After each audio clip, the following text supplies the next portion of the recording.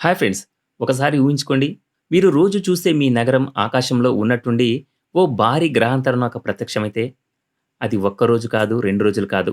కదలకుండా, మెదలకుండా ఏకంగా 20 సంవత్సరాల పాటు అక్కడే తిష్టవేస్తే పరిస్థితి ఎలా ఉంటుంది? ఆ నగరంలోని ప్రజలు ప్రతి క్షణం పైనుంచి ఎప్పుడు ఏ విపత్తు ముంచుకొస్తుందో అన్న భయంతోనే 20 ఏళ్లు గడిచిపోతే, అవును, సరిగ్గా అలాంటి ఒక ఊహకు అందమైన రూపం ఇచ్చిన సినిమానే మనమిప్పుడు చూడబోతున్నాం. ఒక్క మాటలో చెప్పాలంటే ఈ సినిమా పూర్తయ్యేసరికి మీ గుండె కొంచెం బరువెక్కుతుంది. కళ్ళలో నీళ్లు ఖాయం. ఎందుకంటే దీని ముగింపు అంత సులభంగా మర్చిపోయేది కాదు. ఇంతకీ ఆ సినిమా పేరేంటంటే 'డిస్ట్రిక్ట్ 9'. స్టార్టింగ్ సీన్‌లో ఎంఎన్‌యు అనే ఒక పెద్ద కంపెనీలో పనిచేసే వికస్ అనే వ్యక్తి మనకు కనిపిస్తాడు.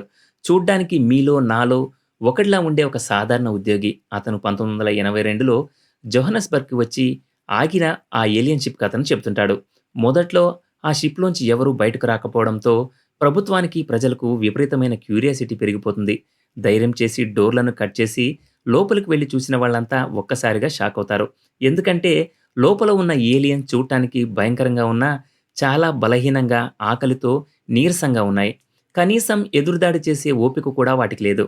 దీంతో మానవత్వం ఉన్న మనుషుల్లాగా ప్రభుత్వం వారికి నగర శివారులో డిస్ట్రిక్ట్ 9 అనే ఒక మురికివాడ లాంటి ప్రాంతాన్ని కేటాయిస్తుంది.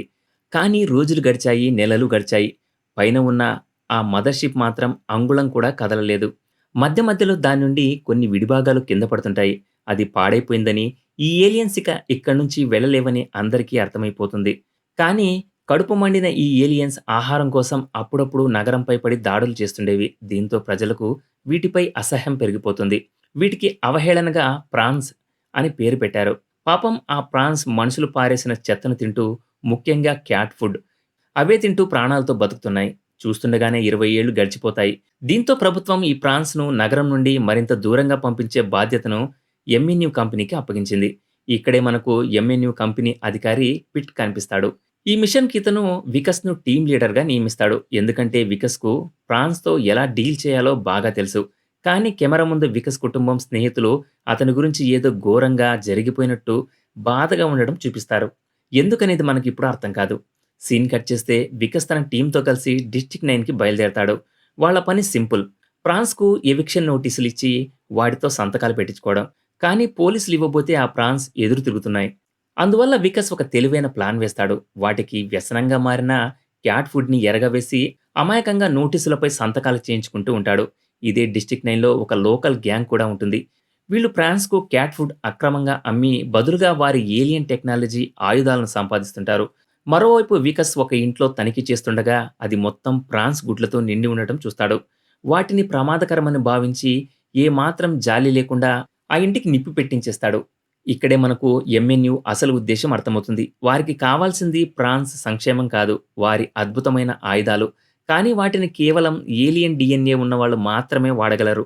ఇలాంటి సమయంలోనే ఎర్ర జాకెట్ వేసుకున్న క్రిస్టోఫర్ అనే ఒక ప్రాణ్ మనకు పరిచయమవుతాడు.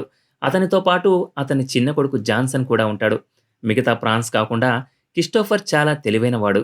తన ఇంట్లో రహస్యంగా ఒక ల్యాబ్ నడుపుతూ గత 20 ఏళ్లుగా ఒక ప్రత్యేకమైన లిక్విడ్‌ను చుక్క చుక్కగా పోగు చేస్తూ ఉంటాడు. అతను ఆ లిక్విడ్‌తో నిండిన ఒక చిన్న డబ్బాను పట్టుకొని మురిసిపోతుండగా, అదే సమయానికి వికస్ తన టీమ్‌తో ఆ ఇంటికి సోదా చేయడానికి వస్తాడు. తనిఖీ చేస్తున్న సమయంలో వికస్‌కు ఆ లిక్విడ్ డబ్బా దొరుకుతుంది. ఏముందోనని దాన్ని తెరిచే ప్రయత్నంలో అది ఫౌంటైన్‌లా అతని ముఖంపై చిమ్ముతుంది. ఏదో చిన్న ప్రమాదం అనుకుని అతను ముఖం కడుక్కుంటాడు. కానీ అది అతని జీవితాన్ని తలకిందులు చేయబోయే ప్రమాదం అని అతనికి తెలియదు. ఆ ఇంట్లో ఆయుధాలు దొరకడంతో వాళ్ళు క్రిస్టోఫర్ స్నేహితుడిని కాల్చి చంపేస్తారు. ఆ తర్వాత క్రిస్టోఫర్ ఇంటికి కూడా నోటీసులు ఇవ్వడానికి వెళ్లిన వికస్‌కు ఉన్నట్టుండి వాంతులవుతాయి. పని మధ్యలో ఆపేసి బయటకు వస్తుండగా అతని ముక్కులోంచి నల్లటి రక్తం కారడం మొదలవుతుంది. ఆఫీస్‌కు వెళ్ళాక చూస్తే అతని చేతి గోళ్లు ఒక్కొక్కటిగా ఊడిపోతూ ఉంటాయి. ఆ నల్లటి లిక్విడ్ అతని శరీరంలో తన స్వభావాన్ని చూపించడం మొదలుపెట్టింది. మరోవైపు క్రిస్టోఫర్ తన 20 ఏళ్ల కష్టం ఆ లిక్విడ్ డబ్బా కనపడపోయేసరికి కుప్పకూలిపోతాడు. ఎందుకంటే దాన్ని వికస్ టీమ్ స్వాధీనం చేసుకుంది. ఇక్కడ డిస్ట్రిక్ట్ 9లోని ఆ గ్యాంగ్‌కు ఒక వింత నమ్మకం ఉంటుంది. ఏలియన్స్ మాంసం తింటే వాళ్ళ శక్తి తమకు వస్తుందని నమ్ముతారు. అందుకే వాళ్ళు ప్రాన్స్‌ను వేటాడి తింటుంటారు. ఆ రాత్రి వికస్ ఇంటికి వెళ్ళేసరికి అతనికి ప్రమోషన్ వచ్చిందని అతని భార్య తన్య, కుటుంబ సభ్యులు ఒక సర్ప్రైజ్ పార్టీ ఏర్పాటు చేస్తారు. అనారోగ్యంతో బాధపడుతున్న అందరి కోసం నవ్వుతూ కేక్ కట్ చేయడానికి సిద్ధమవుతాడు. కానీ అందరి ముందే రక్తపు వాంతి చేసుకుంటాడు. అక్కడే మనకు తెలుస్తుంది వికస్ మామగారే అతని బాస్ పిట్ అని. ఆస్పత్రిలో చేర్పించగా డాక్టర్లు అతని చేతికి కట్టువిప్పి చూసి భయంతో వణికిపోతారు. అతని చెయ్యి నెమ్మదిగా ఒక ప్రాణ్ చెయ్యిలా మారిపోతూ ఉంటుంది. ఈ విషయం తెలియగానే ఎంఎన్యు కంపెనీ వాళ్ళు వికస్‌ను ఒక ప్రయోగానికి పనికొచ్చే వస్తువులాగా చూస్తారు. అతని భార్య తాన్య ఎంత వేడుకున్నా వినకుండా అతన్ని బలవంతంగా వాళ్ళ ల్యాబ్‌కి తీసుకెళ్ళిపోతారు. టెస్టుల్లో అతని శరీరంలో ఫ్రాన్స్ డీఎన్ఏ కలిసిపోయిందని నిర్ధారించుకుంటారు. ఇప్పుడు అతని డీఎన్ఏ ఒక తాళం చెవి లాంటిది. ఏలియన్ ఆయుధాలను వాడటానికి ఒక సజీవ తాళం చెవి. అతని మామ పిట్ కళ్ళ ముందే వికస్ చేత బలవంతంగా ఏలియన్ ఆయుధాలను ఫైర్ చేయిస్తారు. అవి పనిచేస్తుండడంతో వాళ్ళ ఆనందానికి అవధులు లేకుండా పోతాయి. వికస్ నొప్పితో అరుస్తున్నా కనికరం లేకుండా అతన్ని టార్చర్ చేస్తూనే ఉంటారు. చివరికి ఇప్పుడు ఇతని శరీరంలోని ప్రతి అవయవం చాలా విలువైనది. ఇతన్ని ముక్కలుగా కోసి అమ్మితే కొన్ని బిలియన్లు సంపాదించవచ్చు అని డాక్టర్లు చెప్పినప్పుడు స్వయాన అతని మామ పిట్ ఏమాత్రం ఆలోచించకుండా దానికి ఒప్పుకుంటాడు. పైగా తన కూతురు తన్య దగ్గరికి వెళ్ళి వాడు ప్రమాదకరంగా మారిపోయాడు. వాడిని మర్చిపో అని నూరిపోస్తాడు.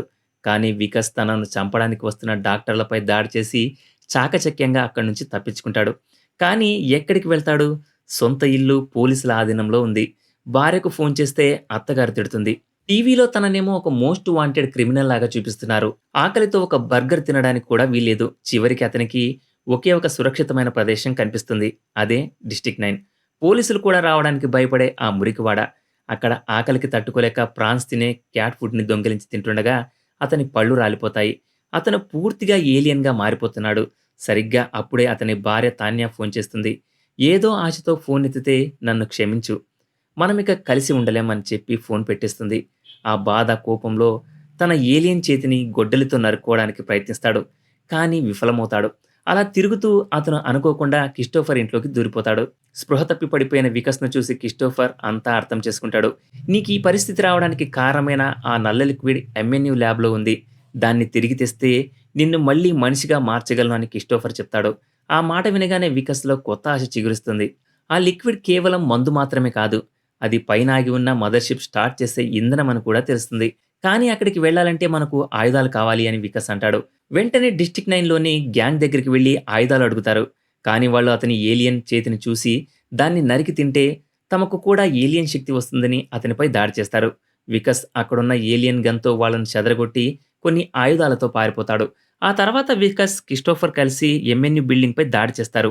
భీకరమైన పోరాటం తర్వాత వాళ్ళు ఆ లిక్విడ్ డబ్బాను సంపాదించి కారులో డిస్ట్రిక్ట్ 9కి పారిపోతారు. తిరిగి వచ్చాక వికస్ ఆత్రంగా అడుగుతాడు, నన్ను మామూలుగా మార్చడానికి ఎంత సమయం పడుతుంది అని. దానికి క్రిస్టోఫర్, నేను మా గ్రహానికి వెళ్లి సహాయం తీసుకుని తిరిగి రావడానికి కనీసం 3 సంవత్సరాలు పడుతుంది అని చెప్తాడు. ఆ మాట విన్న వికస్‌కు ప్రపంచం కూలిపోయినట్టు అనిపిస్తుంది. కోపంతో క్రిస్టోఫర్‌ను కొట్టి ఆ షిప్‌లోకి వెళ్లి తలుపేసుకుంటాడు. అదే సమయానికి వెంచర్ నేతృత్వంలోని ఎంఎన్యు సైన్యం అక్కడికి చేరుకుంటుంది. వికస్ ఉన్న చిన్న షిప్ క్రిస్టోఫర్ ఇంటి కింద నుండి బయటకు వచ్చి పైన ఉన్న మదర్‌షిప్ వైపు దూసుకెళ్తుంది. కానీ వెంచర్ సైన్యం దాన్ని క్షిపణులతో కూల్చేస్తుంది. క్రిస్టోఫర్ 20 ఏళ్ల ఆశ ఒక్కసారిగా కూలిపోతుంది. వెంచర్ వాళ్ళు వికస్, క్రిస్టోఫర్‌లను బంధించి తీసుకెళ్తుండగా ఆ గ్యాంగ్ వాళ్ళు వచ్చి వికస్ కోసం దాడి చేస్తారు. ఈ గందరగోళంలో కూలిపోయిన షిప్‌లో ఉన్న క్రిస్టోఫర్ కొడుకు జాన్సన్ చాకచక్యంగా మదర్‌షిప్ యాక్టివేట్ చేస్తాడు. అంతేకాదు అక్కడ ఉన్న ఒక భారీ ఏలియన్ రోబోట్ కూడా యాక్టివేట్ అవుతుంది. వికస్‌లో ఏలియన్ డీఎన్ఏ ఉండడంతో ఆ రోబోట్ అతన్ని తన పైలట్‌గా స్వీకరించి శత్రువులందరినీ నాశనం చేయడం మొదలుపెడుతుంది. మొదట తన ప్రాణం కాపాడుకోవాలని చూసిన ఎంఎన్యు సైన్యం క్రిస్టోఫర్‌ని చంపబోతుందని గ్రహించి వెనక్కి తిరుగుతాడు.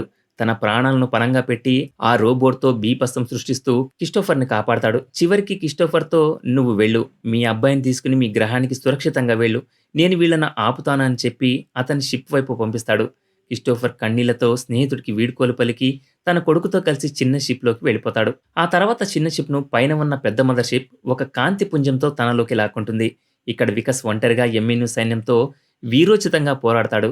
చివరికి అతని రోబోట్ పూర్తిగా దెబ్బతిని ఆగిపోతుంది. వెంచర్ అతన్ని చంపబోతుండగా మిగతా ప్రాన్స్ అన్నీ ఒక్కసారిగా వచ్చి తమ వాడిని కాపాడుకోవడానికి వెంచర్‌ను ముక్కలు ముక్కలుగా చంపేస్తాయి. అందరూ చూస్తుండగానే ఆ భారీ మదర్‌షిప్ ఆకాశంలోకి దూసుకెళ్లి కనుమరుగైపోతుంది. క్రిస్టోఫర్ తన మాట నిలబెట్టుకోవడానికి 3 సంవత్సరాల తర్వాత తిరిగి వస్తాడని ఫ్రాన్స్ అన్నీ ఆశగా ఎదురుచూస్తుంటాయి. కానీ వికస్ ఏమయ్యాడు? అతను ఆ తర్వాత ఎవరికీ కనిపించలేదు. ఆ తర్వాత ఫ్రాన్స్‌పై అమానవీయ ప్రయోగాలు చేసినందుకు ఎంఎన్యు కంపెనీపై విచారణ మొదలవుతుంది. ఫ్రాన్స్‌ను డిస్ట్రిక్ట్ 10 అనే మెరుగైన ప్రదేశానికి తరలిస్తారు.